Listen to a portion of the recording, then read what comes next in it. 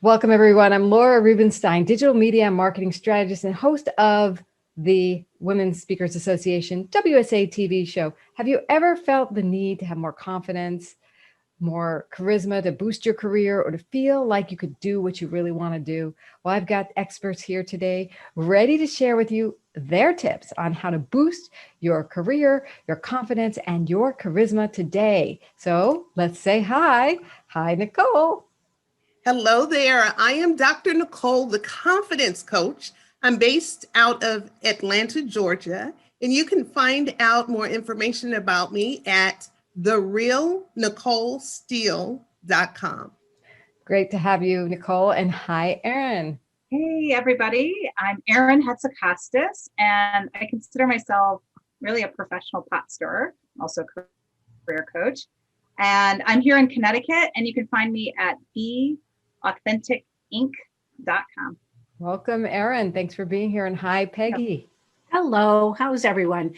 I'm Peggy Scott, and I'm a presence, performance, and productivity coach. And I am in the Portland area. And you can reach me at peggy.scott at peggy-scott.com. Sorry. Peggy-scott.com. Peggy-scott.com. Say that 10 times fast. We're having fun here today. And, you know, boosting your confidence in your career and your charisma can be fun. Okay. So that's why I want to turn it over to Nicole to give us your tips and advice or secret strategies for viewers to boost their confidence. Well, I'm glad you posed that question to me. I have learned over the years, one of the keys to really boosting confidence is really wholeheartedly embracing who you are, every gift, every talent, every unique, quirky thing, instead of doing like many people do, which is to compete and compare themselves to others. I think that once you settle into that magic sauce that makes you uniquely you, and you begin to hone those gifts and those skills and talents, it can totally change your life and really boost your confidence in ways unimaginable. And if somebody wanted to start doing this, I love that advice to really own who you are. Is there something they can do as a first step? Well, one of the things that I do quite often, both for myself as well as with my clients, is personality assessments. You know, some people, when you say a personality assessment, their eyes roll back in their head and they're like, oh no. But I tell you, there is something about, and there are a lot of great ones out there, and I'll just give one that's free that people can actually take advantage of. There's one online called 16 Personalities. I think once we take a look at, again, with these questions that are asked, once it's unfolded and we're looking at ourselves on paper, it confirms or affirms who we are. I do them, like I said, on a regular basis, just because during different seasons in our lives, while my personality may not change, there may be certain aspects of my personality that are, I guess, bolder and more apparent than others. And so I would encourage anyone that is tuned in today, if you haven't done a personality assessment, or if you haven't done one recently, that would be a good place to start. I love that, because you can leverage the insights. Then when you're aware, awareness is power. And that's what those assessments do to help you embrace more of yourself. So thank you. Brilliant strategy. And so for the pot stirrer, Erin in the crowd, what strategies do you recommend viewers use and to implement and boost their careers in particular?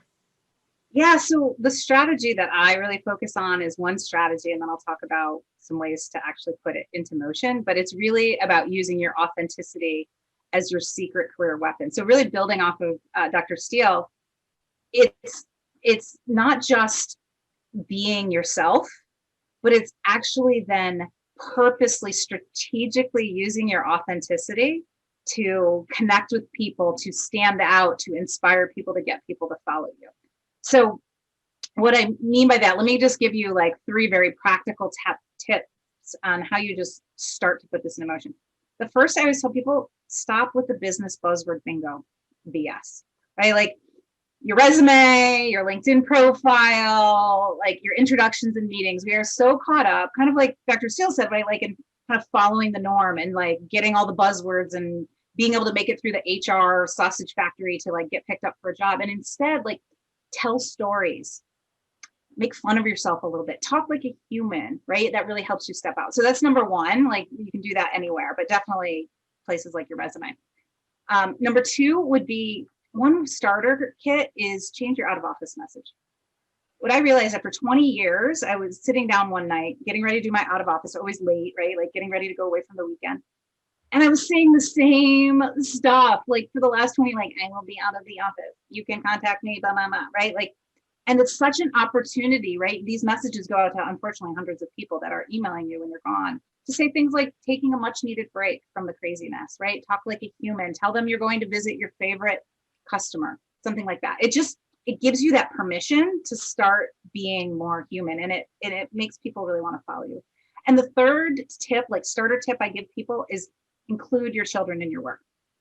Like get their input on a strategy or project you're working on, or tell their stories as inspiration, or even say, like, if you have to travel, which we all get to do soon again, right? Take them with you. I've spoken at conference one time that I forgot my kids had no school. And at first I freaked out, and then I thought, I'll take them with me. And having them there with me was more inspiring than anything I said that day. And do you think it So that's boosted their careers to have them along and to include them? It was twofold. The first was they loved it. My children loved it. I mean, first of all, they loved swimming in a hotel pool. They loved being able to go. They had their name tags because I told them that we were coming. They won't know it now, but right, 30 years from now, they'll be on a program like this saying, oh, that time, right? That really, but also for the audience, right? So everything I talk about is authenticity and doing things differently and including your children. And having them there, right? It was like this 3D illustration of things that I was preaching and teaching. So it really helped the audience be more inspired as well. That's great. And I think this is a perfect segue to Peggy, where I want to ask you. So now that we have some tips on, becoming more confident and more career tips, getting ourselves more involved in our career, what can people do now once they have to present themselves to boost their charisma? That's a good question. I have, so first of all, I really love what Erin and Nicole have said about embrace yourself, embrace the self that's in there. The thing that I'm really looking at with people is really loving the self that's there. So that's one. And then the other is, well, there's a couple things that my children were always with me when I was presenting my course, Presence of Self and Mastery of Great Looks. So they got a deep dive in all of it. And so how they show up in the world is very grounded. So what I do is I take people through a process to really get them grounded in who they are. So how do we access this? Presence is really both an inner and outer game. And I say, love the one you're with. This is it, kids. This is all you get. Make it the best and bring it forward. And I've worked with clients where they have a great message. They're, clear about what they want to produce, but they're not clear. See, many people often spend a lot of time on developing their speaking and developing their work, but often forget this whole piece called presence of self, who you are. That is probably your most powerful message and marketing message. So embrace the love that you are, embrace the self that you are, let go of anything that doesn't fit anymore, and really stand in your power. I'm really committed to having women, extraordinary women like all of us, stand fully in their power and then present themselves in a way that people want to listen and people want to do business with you. And what do we do with all that worry? Some people worry about what other people think about them or worry about what we have to do. What do we do with this? That's a great question. We all worry about what people are going to think about us, but who cares? So, what other people think of us is none of our business. And if we make it our business, then it gets into us and it stops us. And we start to stammer and question ourselves. Just stand in, yeah, I got it. You're worried. and you're probably hungry too. So all you have to do is just acknowledge it and let it go, or call someone that you trust to listen to you, that can really hear you and go, okay, got it. Anything else? So clear yourself, especially if you're getting up on stage or what we're doing here. Clear yourself. And I did that before I got on the call. That's great. And you look great. And we are all drawn to you. And I love this idea of charisma.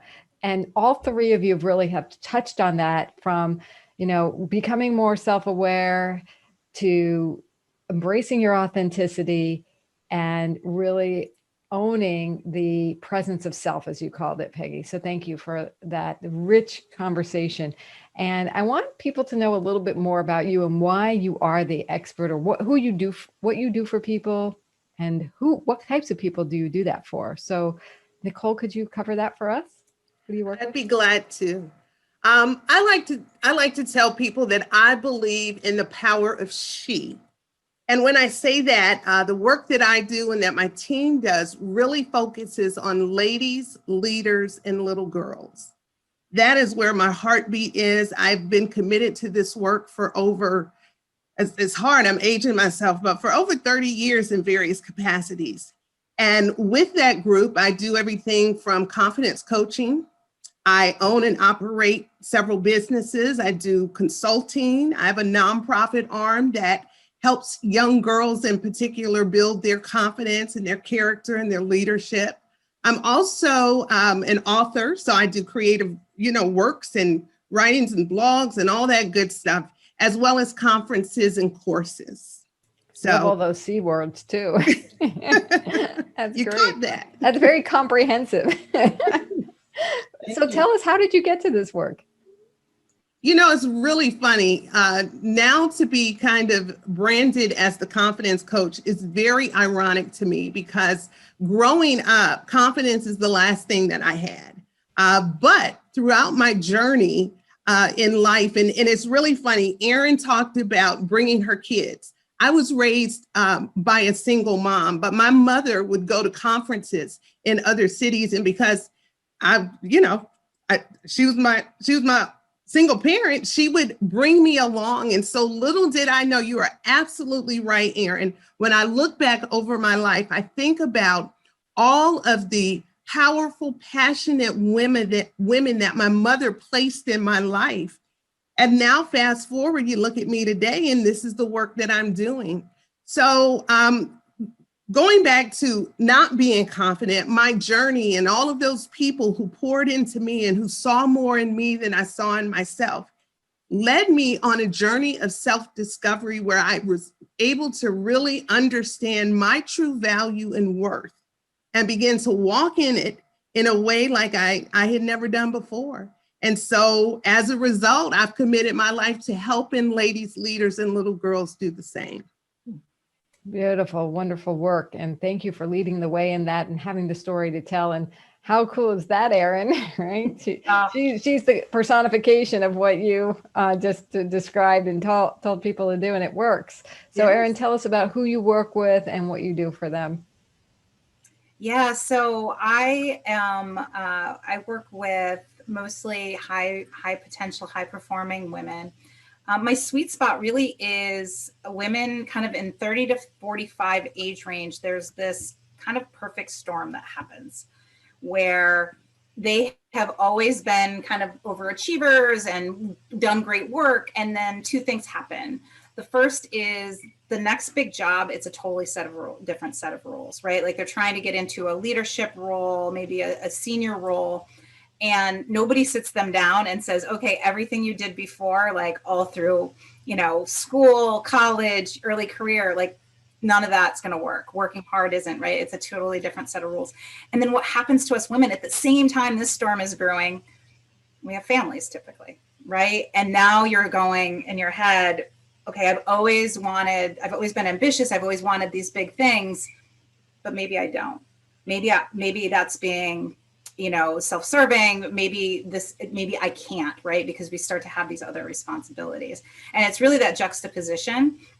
And, part of my pot stirring, I recently did a TED Talk that's coming out soon. And I kind of professed, that I think we're handling gender diversity wrong. That the number one reason I believe that we have a gender diversity issue isn't that women are being held down, it's that they're actually opting down. And it's that fear of compromise. It's when you hit that perfect storm. And I know this because I was one of them. I actually, you might ask me about my story. Part of this was I was in the corporate world for 22 years. So I've only been in this space of entrepreneurship and helping women for the last couple of years.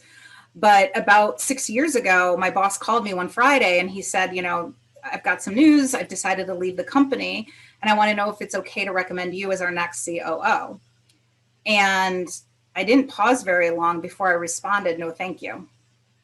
And, part of me is like, why? And so over the weekend, I thought about it. I said, okay, well, let me think about it though.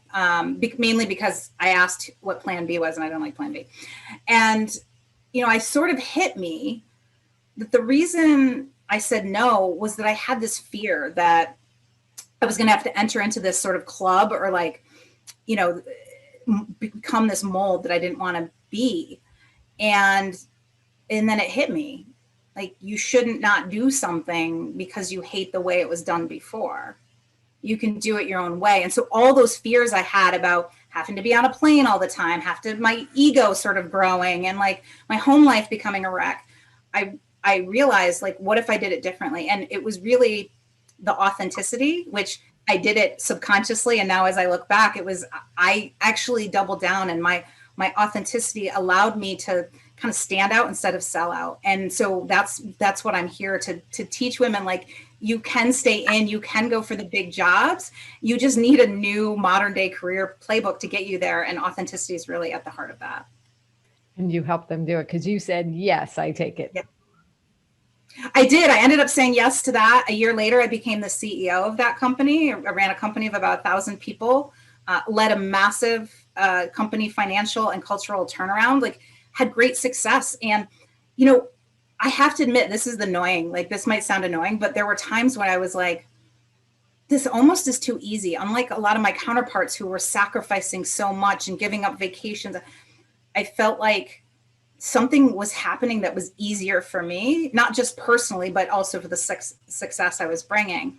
And it wasn't actually until I turned around the company, decided to retire from corporate at the age of 44, just because I was ready. It was so urging to have something new. And it was then when I finally sat down and reflected and outpouring of people that said, we're going to miss your authenticity. I was like, oh, was that what that was? And so I've spent the last 2 years really trying to figure out what that is. I've put a formula to it and now really coaching, teaching, speaking, inspiring others to do the same. Stirring up that pot. I love it. That's great. All right. And Peggy, talk to us about you. Tell us who you work with, what you do for them, what you're passionate about.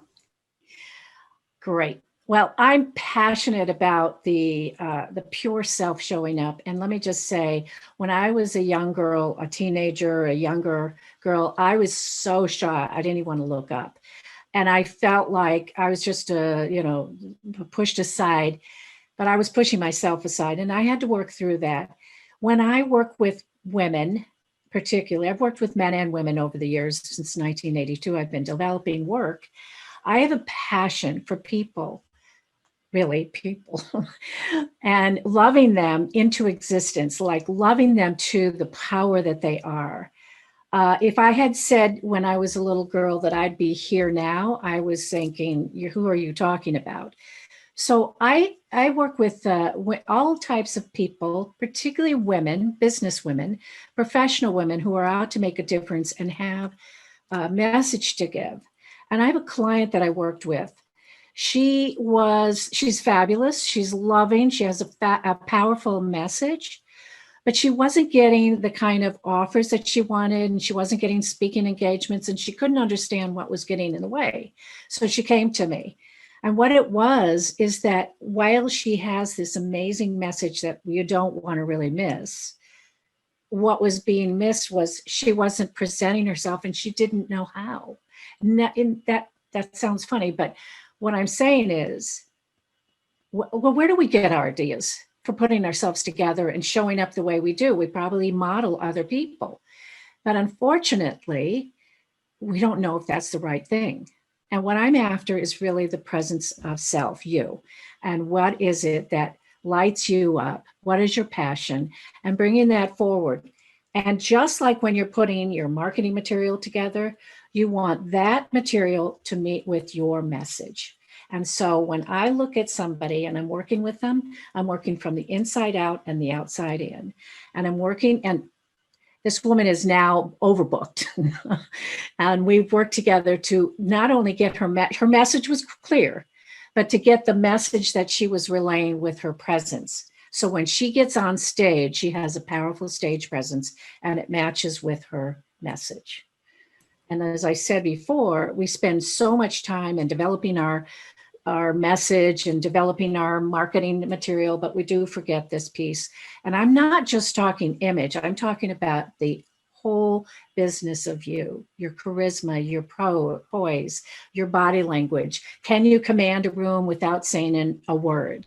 It's that presence that I'm working with powerful women, particularly. I have a deep commitment to women lighting the world with their brilliance and their presence, because it's time, and it's been time. And you know, in 1992, I was developing that work, and we are showing up. So that's what I'm after, is really, I'm part of that group and I want to show up and continue to show up. Beautiful. You know, really what I sense is you're helping people embody their message. So they Perfect. show up on stage, authentic, powerful, poised, like you say, and they can move a room without even saying anything. I love that. Powerful work, ladies, that you all do. So here at Women Speakers Association, we love inviting our premier members like you to share about you and present you to the world and get your message out there. And that's what we're about. And I'm wondering from each of you, the value that Women Speakers Association, you're finding that it is for you. If in a minute or less you could each share that, that would be great. So Dr. Nicole, you want to talk to us? One of the biggest values has been the connections that I've been able to make. I have met some incredible women through the monthly sessions, through things like this. I mean, there's just such a wealth of resources that the organization offers, and the connections would be first. But also, you know, being able to add value to others, as well as to grow and scale my business. All of those things are values that I see being brought forth from being a member of WSA. That's awesome, because we love featuring you and bringing your message out there and helping you grow. So thank you and welcome to the community. And Erin, how about you? What is the value of Women Speakers Association for you?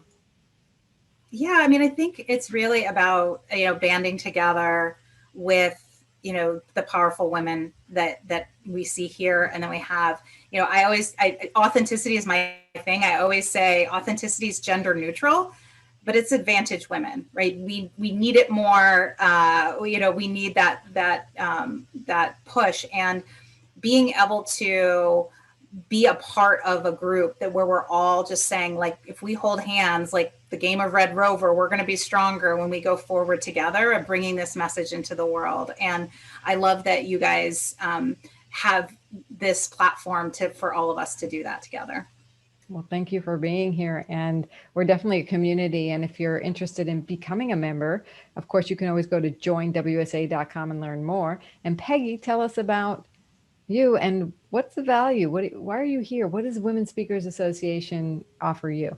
It's in the company of women that we find our own strength and sustenance and wisdom. So I love the collaboration. I love the openness. Every step of the way that as joining and being part of this has been wonderful. It's heartwarming to me that we are embracing each other and working together with each other. And that's what the value of being with Women Speakers Association is for me. I love it. And thank you. And I will tell all of you that the model here is collaboration, and there's something unique that happens energetically in here that causes all of you to have this response to our community, to feel like a community, to feel like we have your back, to have the resources, and to connect with you at any time. there's very little hierarchy, shall we say. There's really everybody's message is of equal importance. So thank you for bringing your message and your wisdom today to our community. And we will look for you on our groups. And for those of you watching today, thank you for being here. Please join us at joinwsa.com or download our Speaker Success Plan. If you're looking to build your speaking career, go to speakersuccessplan.com.